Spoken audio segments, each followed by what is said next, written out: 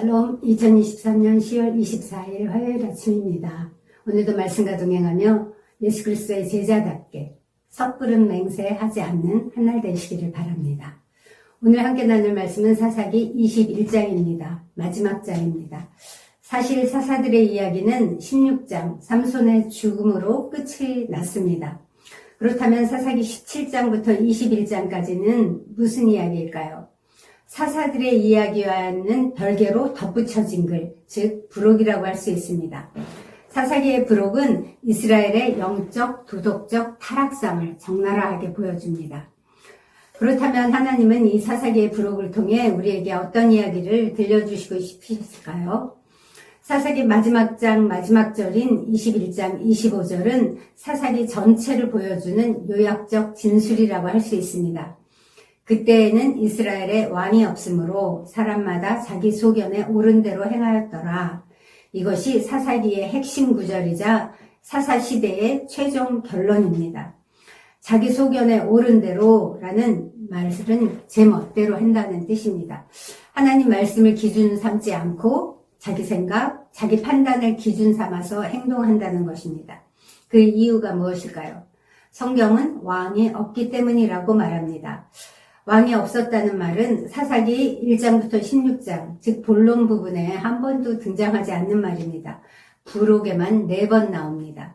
그러나 사실 이스라엘에 왕이 없었을까요? 그렇지 않죠. 하나님이 왕이신 나라였습니다. 거룩한 신정 국가였습니다. 그럼에도 불구하고 하나님의 백성들이 하나님을 거부하고 스스로 왕이 되어 자기 멋대로 살았던 것이죠. 자기 소견에 옳은 대로 한다는 것은 왕이신 하나님께 기도로 여쭙지 않고 하나님의 말씀대로 순종하지 않고 자기 마음대로 말하고 행동하는 것을 의미합니다. 특히 자기 소견에 옳은 대로 제멋대로 하는 맹세가 얼마나 참담한 결과를 가져오는지 오늘 본문은 적나라하게 그려서 보여주고 있습니다. 그 시작이 유대 베들레헴에서 첩을 얻은 한 레위인으로부터 시작됩니다.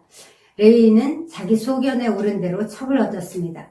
그리고 레위인의 첩 역시 자기 소견에 옳은 대로 음행을 했습니다.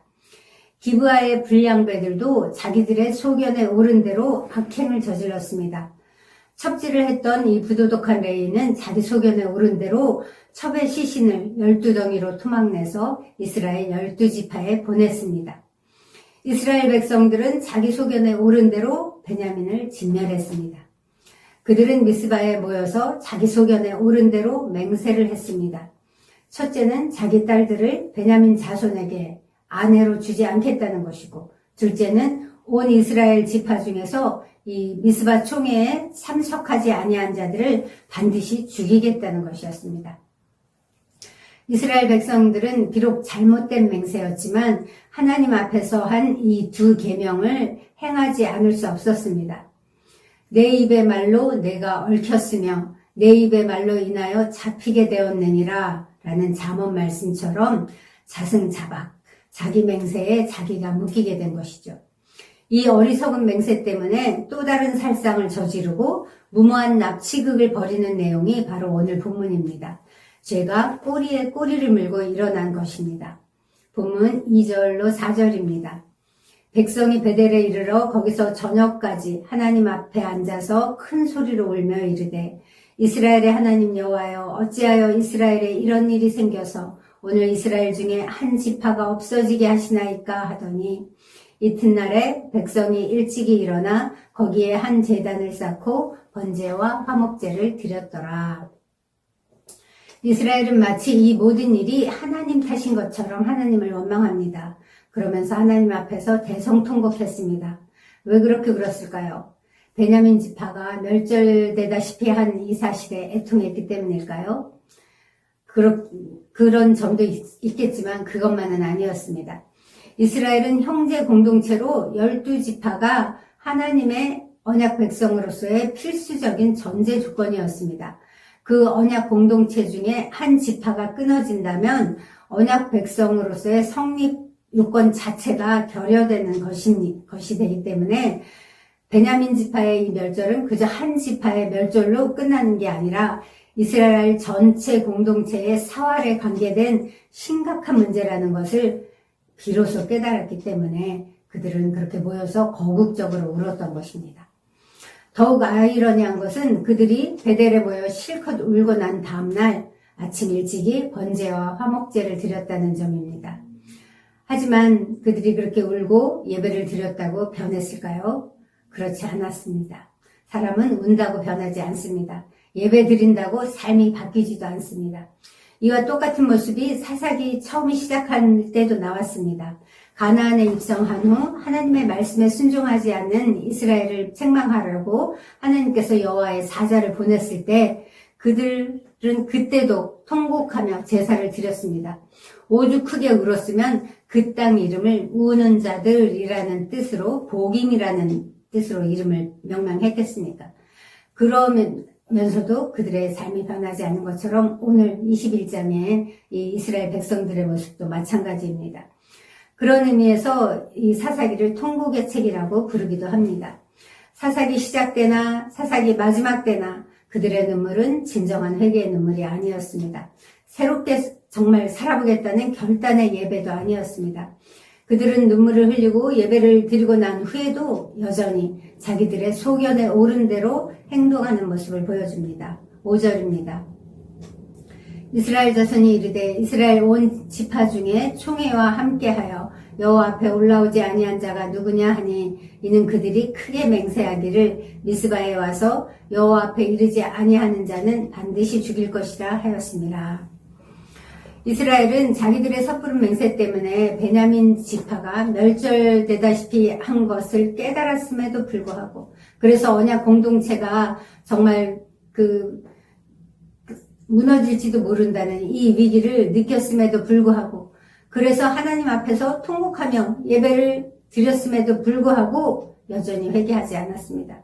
바로 이때가 회개하며 돌이킬 때였는지도 모릅니다. 하나님, 우리가 비록 이런 어리석은 맹세 때문에 이런 맹세를 했지만 잘못했습니다. 용서해 주세요 라고 회개했다면 우리 하나님은 어떤 잘못도 회개할 때 용서해 주시고 새로운 기회를 주시고 은혜를 부어주시는 분이시기 때문에 용서해 주셨을 것입니다.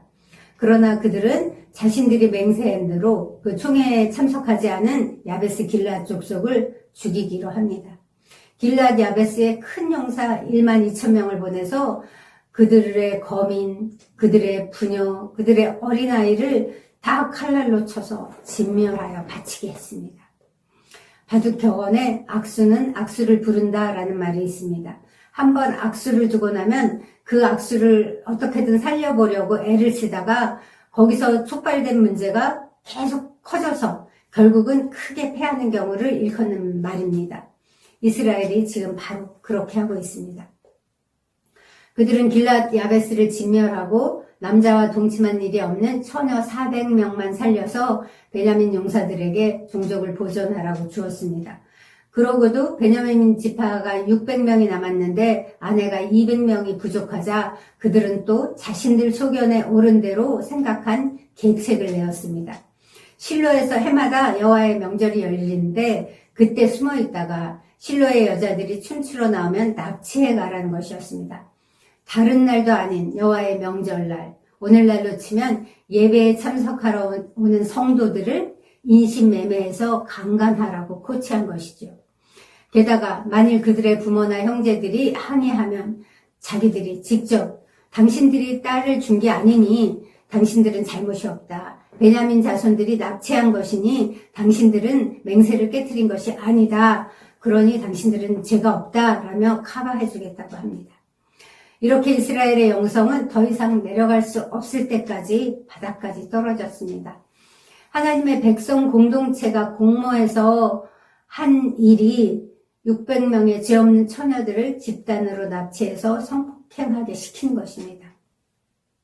600 여인들의 통곡 소리가 들리는 것 같습니다. 이것이 하나님의 가치관이나 기준이 사라지고 각각 자기 소견에 좋은 대로 살던 사사시대의 모습이었습니다.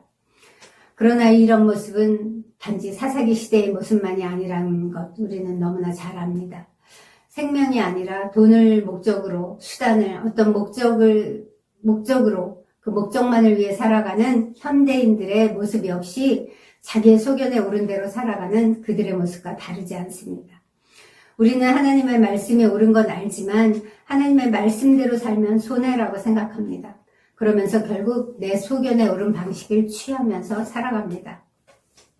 먹고 살아야 하고 자식들 공부시키고 시집장가 보내야 하니 이 정도 불의와 타협하는 건 어쩔 수 없다고 하나님도 이해하실 거라고, 내가 열심히 벌어야 헌금도 하고 구제도 할 거 아니냐고 이러면서 결국은 내 소견에 오른 대로 내가 왕이 돼서 그 유혹의 욕심을 따라서 그렇게 살아가는 게 우리의 모습입니다.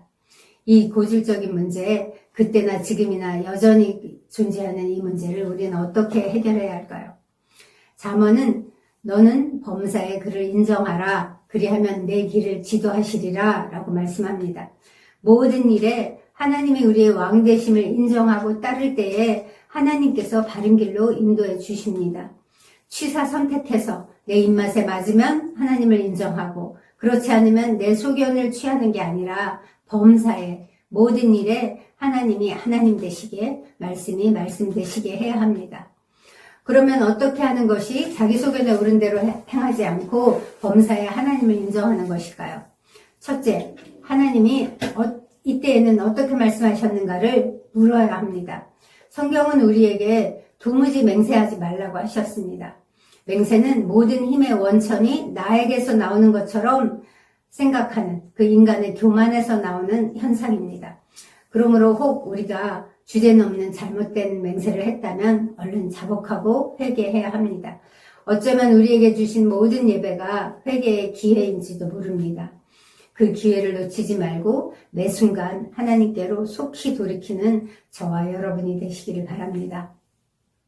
이렇게 성경은 우리의 소견을 바로 잡아주는 능력이 있습니다. 무슨 일이든 먼저 하나님의 말씀을 살펴보고 그 말씀이 내 삶과 행동의 기준이 되게 하는 저와 여러분이 되시길 바랍니다. 그러기 위해서는 항상 하나님의 말씀을 읽고 묵상해야 되겠죠. 둘째는 기도해야 합니다. 예수님도 하나님의 뜻을 구하기 위해서, 하나님의 뜻대로 행하기 위해서 겟세마네에서 정말 땀방울이 핏방울이 되도록 기도하셨습니다. 기도는 내 뜻, 내 소견, 내 계획을 하나님의 뜻대로, 하나님의 계획대로 바꿔주는 능력이 있습니다. 사랑하는 성도 여러분, 사사기가 오늘 우리에게 질문합니다. 당신의 인생의 주인은 누구입니까? 당신의 인생을 다스리는 왕은 누구입니까? 하나님을 나의 왕으로 모셔서 늘 승리하는 푸른나무교회 성도님들이 되시기를 바랍니다. 기도하겠습니다. 하나님 아버지 감사합니다. 오늘 말씀을 통해 내 인생의 주인이 내가 아니라 하나님이심을 가르쳐 주셔서 감사합니다. 오늘 말씀을 통해 화가 나고 흥분했을 때 함부로 말하거나 결정하지 하면 안 된다는 것을 가르쳐 주셔서 감사합니다. 중요한 결정을 내릴 때에는 하나님께 기도로 묻고 말씀을 통해 확신을 얻은 다음에 내리는 저희가 되게 하시옵소서. 혹 감정적으로 말하거나 맹세했다면 신속히 돌이켜 회개하는 푸른나무 성도들이 되게 하여 주시옵소서. 그리하여 사사시대 사람들의 그 어리석은 삶을 반복하지 않고 정말 주님의 이름을 높이는, 하나님을 기쁘시게 하는 인생들이 되도록 인도하시고 축복하여 주시옵소서. 오늘도 우리 삶 가운데 오셔서 그 일을 행하신 주께 감사드리며 예수님의 이름으로 기도합니다. 아멘. 이제 말씀을 기억하며 기도하시겠습니다. 첫째, 오늘 내 삶의 자리에서 내 소견에 옳은 대로 행하는 것이 있는 게 무엇인지 한번 살펴보고 점검해보고 돌이켜 회개하게 하시옵소서 기도하시고요. 둘째, 나는 예배 따로 행위 때로 이렇게 이중적인 잣대를 가지고 살고 있지는 않은지 오늘 정말 우리의 삶과 예배가 일치되게 해주세요. 함께 기도하시겠습니다.